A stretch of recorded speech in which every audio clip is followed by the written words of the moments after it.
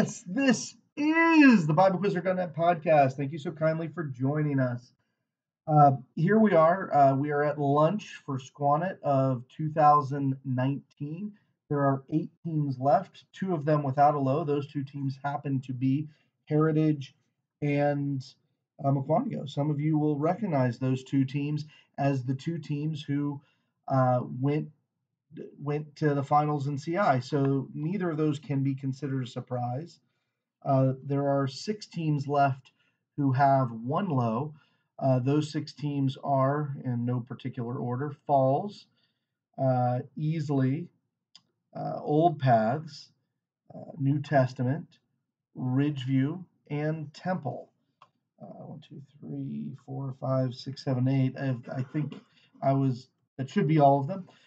Those 6 teams are going to quiz right away. It's going to be Falls, Temple, and Old Paths. Falls, Temple, and Old Paths.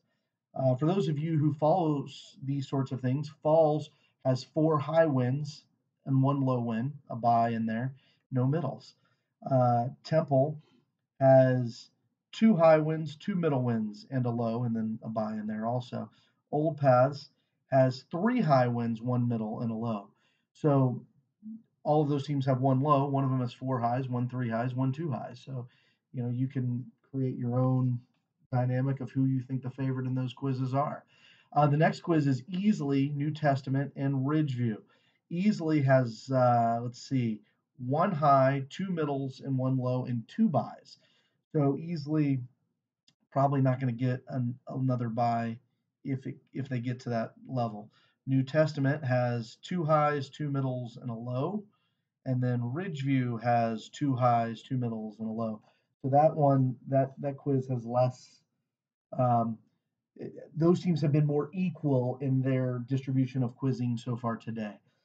As we look at these teams, there's 8 teams left, and because I didn't have the list of teams, I didn't do a preview podcast, which also works conveniently as an excuse to say, well, hey, I didn't miss any of my predictions at SCQANIT. So anyway, but there are 8 teams left, and so now you say, well, who's going to make it? Well, likely Mukwonago and Heritage, they're in the top 6 for sure, probably in the top 4 or 5, depending upon how it works.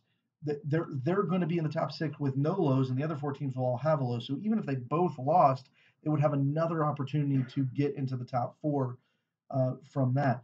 If only one of them lost, both of them would be in the top 5. So you have those 2 teams have established themselves based on the fact that they have no lows at lunch. Quite an accomplishment. But let's talk. And so Mukwonago, they won CI, so you can't really. It's not a surprise that they're here.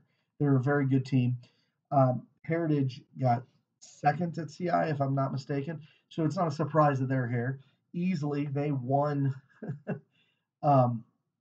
They won Athens, so not a surprise that they're here. Falls was, I think, 3rd, somewhere around there at CI. So not a surprise that they're here. If you would have said, based on performance up to this point, who are the top 4 teams at SCQANIT, those are probably the 4 teams you come up with. Mukwonago, Heritage, Easley, Falls. Old Paths you might throw into that mix and New Testament, Old Paths and New Testament, both of them, you might throw into that mix if you include non-major performance. New Testament won Blue Ridge. Old Paths, they did really well at Smoky Mountain. I'm not sure if they won. They might have won, but they did really well, and they did really well at Blue Ridge, but they split their team into 2 different teams, and so they got, I think, 6th and 7th, somewhere around that, 5th and 6th maybe, somewhere around that at Blue Ridge. So with a split team, they did really well. Temple got 2nd at Blue Ridge, which was an overachievement based on what they had done up to that point. And Ridgeview was up there. So now you have Temple and Ridgeview. I think you would say would be based on performance up to this year, not including today, but based on performance up to this year. Those would be the teams that you would say, okay, they're the lower seeds. Our ballots, the BibleQuizer.net poll would bear that out. But Temple again had the 2nd place performance at Blue Ridge to kind of buoy that up. So maybe they're not so much of a surprise. The team that I don't think many were counting on to be here would be Ridgeview. Ridgeview and they're a first-year program. They made it through lunch. That's an accomplishment. If they lost their next quiz, I think you would have to say a fantastic day for them. There's just that's not you wouldn't say first-year program, yeah, they're going to make it to lunch still surviving at SCQANIT. That's an accomplishment. Even if they do nothing from here forward, that's a great SCQANIT for a new team that, frankly, just, you don't expect that from a new ministry. So just tremendous job. And they seem to have been uh, picking up steam as the days gone by. Normally if you have a team that survived and they're new, maybe they get a couple early wins and then maybe they get a loss and a bye and barely survive. But if you look at it, their first quiz, solid middle, 130 points. It's solid middle. After that, they had a tough quiz with Heritage and Old Pass, two of the teams who are still left. So it can't be that surprising that they lost against those teams. Then they had a bye. Since then, high win, high win, and then solid middle, 110 in the middle. So that they're not here by accident. They're not just like scraping by based on some early wins and then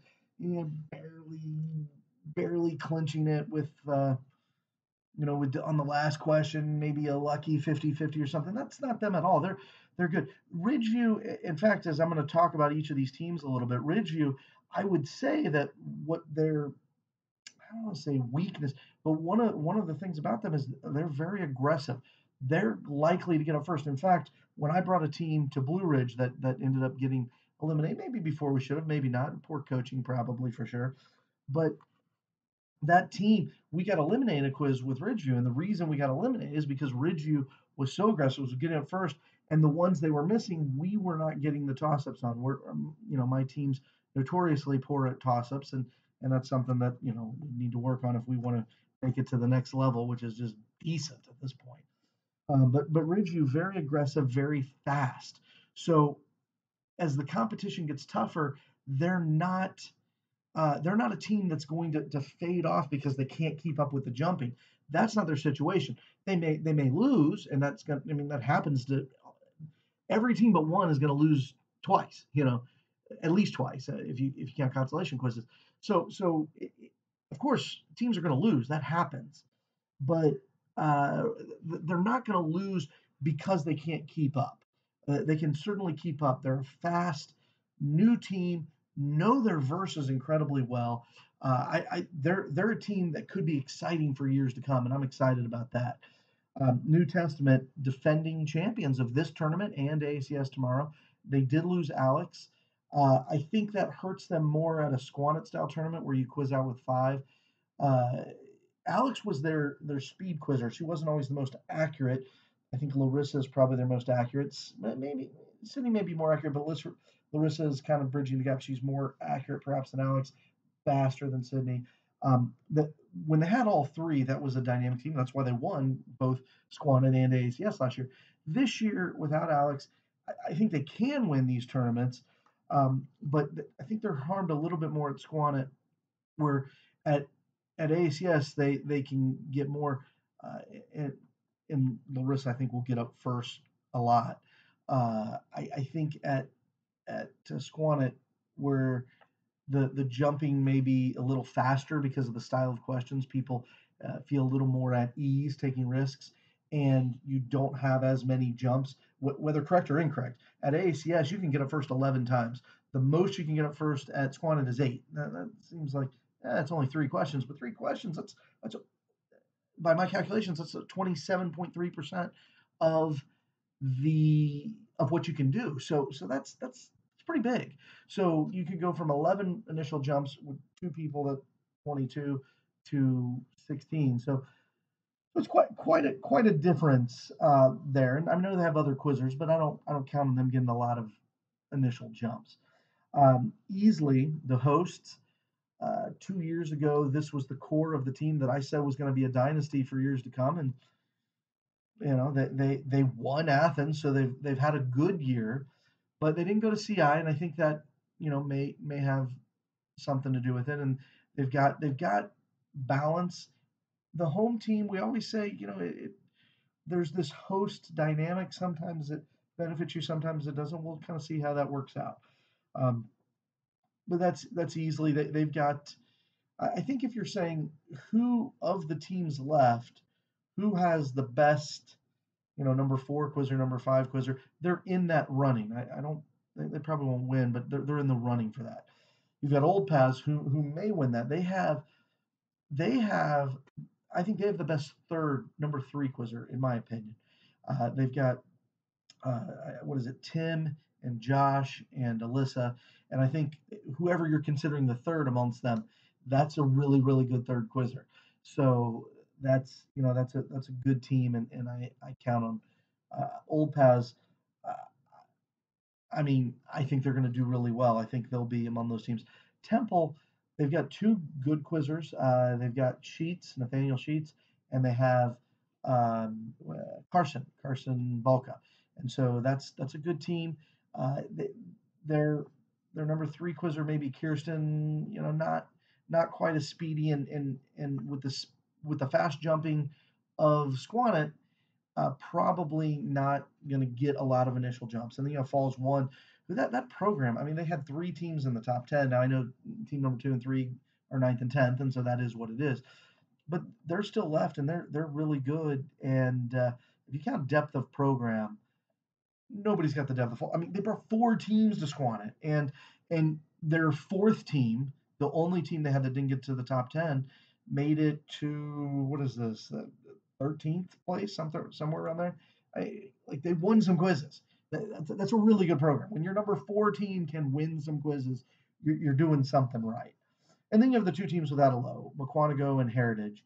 Um, McQuantico, I no, I expected them to do well, so I don't want to hear that, but I didn't expect them to be the high winner when you had the last three teams without a low. I did not expect that. Going back to CI, which they won, they didn't do very well in the eight, what do we call it, round robin quizzes. Round robin quizzes. They didn't do as well in that, and so you come back and they were they were they won the tournament. So perhaps those quizzes were a tryout ground for them to improve and become the team they became, or maybe you got a Jekyll and Hyde thing going on. We'll kind of see as it goes. They've got a break until about 2 o'clock. For those of you watching this live, got another hour or so to make that happen. So they've got a really solid break here, a chance to sit down, and they'll be in the top six. So they're going to do well. The team that not at all surprised that they're here, Heritage.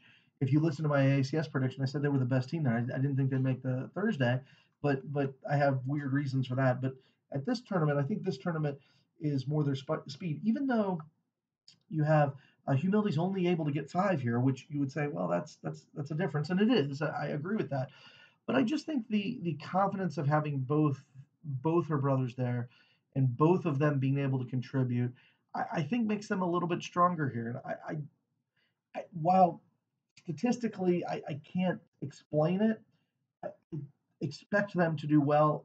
If I'm picking a team, they're the team I'm picking at Squana, and yet I don't think they'll do as well at AACS, even though I think they may be the best team in the country, and rightfully so. So those are the eight teams we have left. That's a really really quick recap of each of those teams, and we're excited about some quizzing.